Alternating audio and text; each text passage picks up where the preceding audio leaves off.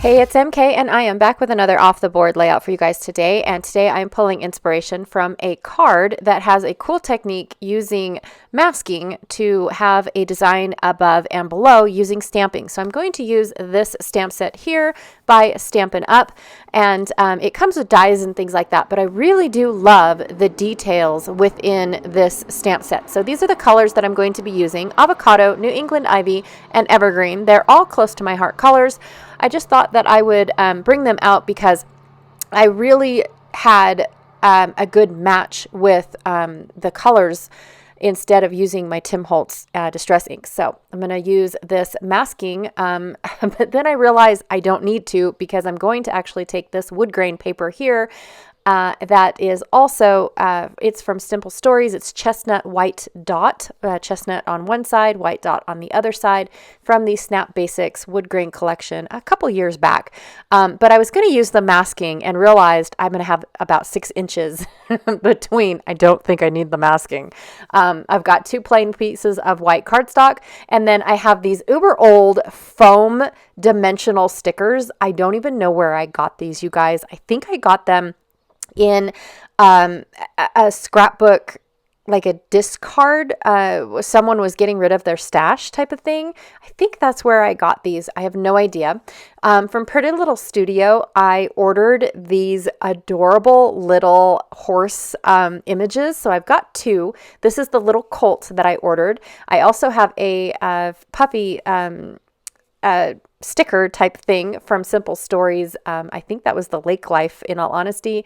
From the February monthly box, I have these 2 really cool star pieces. And then this cute little horse, also from Pretty Little Studios, almost matches perfectly the horse that I was riding. So I was super stoked that Pretty Little Studios had these little horse designs available, because honestly, I didn't know what I was going to be doing with these photos. I have one more layout to make about this little horse ride that we took. It was just like a little horse trail type of thing. But I'm going to do a 2-page layout using this card technique throughout my entire layout.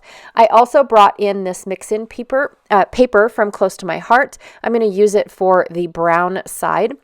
This is another one of those papers that I have in my Reads as a Solid stack, just for cases like this where I don't think about photo mats or anything like that when I'm pulling a kit together.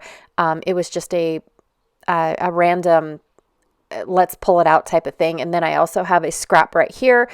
This one's actually my Mind's Eye. I think it's called Life Stories, but I'm going to use the craft side of it. So the other side is printed on, but I just plan on using the craft side. And I don't really think that it's visible once I get all my photos done that they're 2 different papers, in all honesty.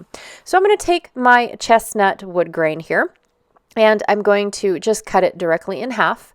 That's basically all that I planned on doing as far as the design, because I really wanted the stamping technique to really shine on this layout.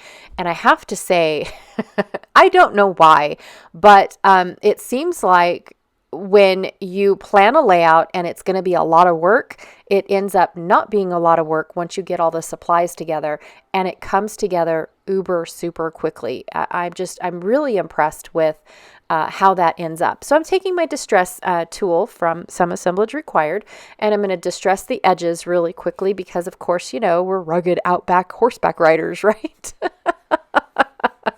At least we like to pretend to be. So we're going to do that, and then I'm going to not really center my layout or my paneling. I'm going to offset it just a little bit so I have more at the top than at the bottom. And I don't know why I did that, but I really just didn't want the whole layout to be central. I wanted to be able to go up or down and be able to, just have a different design rather than everything be right in the middle. I don't know why, you guys. it is what it is. So I outlined where my baseline is going to be as far as my pattern paper, but then I also knew my photos were going to be above and below as well. So I'm going to go ahead and mock up where my photos are going to go. I also realized that I have a few photos that are identical, so I'm going to remove some of those photos. So I removed one of Nana because I had a duplicate there, and then I realized I had a duplicate of the kids sitting on their horses. One was just farther away than the other, so I went ahead and I removed one of those as well. And then I'm going to outline the photos that are going above and below my panel line. That way, when I go to start stamping, the stamps are actually going to be seen above the photos and below the photos, instead of me just stamping along one line and then I go and cover it all up with a bunch of photos. So I'm going to start with my largest stamp. I love doing this. I'm also going to start with my lightest color. So this is the avocado color. And I'm just going to stamp a little bit at a time. I do end up going back when I realize that I didn't have enough of this gorgeous green. I do have my stamps double stamped or double sided on my block, just because I wanted all of the stamps that I was interested in to be available, and I'm not taking things on and off and getting my fingers inky. And I also don't need precision stamping, so I'm okay with the stamps being on top and above. So the next ink color that I ended up using was that evergreen color, and then the last one was the New England Ivy color with the smaller leaf, and then this leaf right here is also New England Ivy. And like I said, once I realize that I used too much of the darker colors, I go back in with my large stamp yet again and the avocado and just fill in where I felt like it needed to be lightened up just a little bit. Now the last stamp that I'm going to be doing, and this is fast forwarded quite a bit, you guys, it was a lot of stamping, but it does come together fairly quickly. It really, really does. Once you have, like I said, everything all set up. So the last stamp that I'm going to be using is this splatter stamp, and I'm using the evergreen, the darkest one that I have, and I'm stamping it 2 to 3 to 4 times with just one impression of the ink. So I stamp it in my ink and then stamp it 3 to 4 times on my page just to get that variation of color and of splatter. And then once I'm happy with that, I'm going to cover up my pencil lines using this washi tape that I don't know where I received it, you guys. Something tells me it's a Stampin' Up! Washi tape, but then something else tells me, did Stampin' Up! Ever do washi? I don't remember. And as you can tell, some of my stamping was a little bit on the line instead of above the line, but I didn't want it to be too much. So when I put my washi tape over my pencil line, I definitely ended up covering up a lot of the stamping, but I like it because you can tell that it is in the background. You can tell that they're peeking out from my paneling, and I do really like that sparkle as well. It reminds me of the horses' bridles and the stirrups and all that other stuff that has metal within, riding a horse. So I have the flyer. Papa took a picture of the flyer that basically says the different types of horse rides that you can purchase. So I went ahead and made that over on the side, and then we've got great grandma standing there next to one of the horses, and then Papa also took a picture of me and my husband as we are getting ready to start the trail. We had a quick briefing before we took off of like how to control the animal. Like if you're going to go down a hill, you need to do this. And if you're going to go up a hill, you need to do that.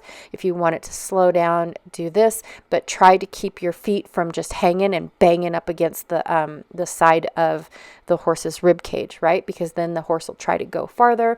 We're going to stay in a line. I mean, there was lots and lots of instructions before everyone was ready to go. The kids, anybody under 18, was required to wear a helmet in case they fall off their horse. The only person that we were really worried about was Kyrie, but it was kind of cool because they took our height within, they took our height and our weight in consideration of picking out the horses. And we're actually quite grateful for this as well, because this was a whim. We called them on our way to them to see if they had a ride available for X amount of people. And it just was one of those things that, hey, let's go horseback riding today, without actually making a plan of it and not realizing that, well, maybe they didn't have a room for us. So later throughout my process, I also brought in this barbed wire. There was a bird on top of one of the barbed wires. That also came from February's. Well, did that one come in February's? And then I believe the barbed wire stars came from January's. Oh my God. Now I don't remember, but I know they both came from monthly boxes. But I covered up the bird and only wanted the barbed wire going across my page at the top. And then I colored my stars off camera because it was just very boring. It was a lot of sprays and a lot of dipping the nozzle in and painting with the nozzle of sprays to make it kind of get that metallic look. And of course, not keeping it that chipboard look, that chipboard color. And then I'm just going to go ahead and scatter these 3-dimensional foam stickers. They were really weird. The foam stickers, I have to tell you, lost their stickiness. I'm shocked that they were even still stuck on the carrier sheet. But I did have to take them back off and glue them back down. But I like how they look. I really do, even though they were a little bit on the older side of embellishments.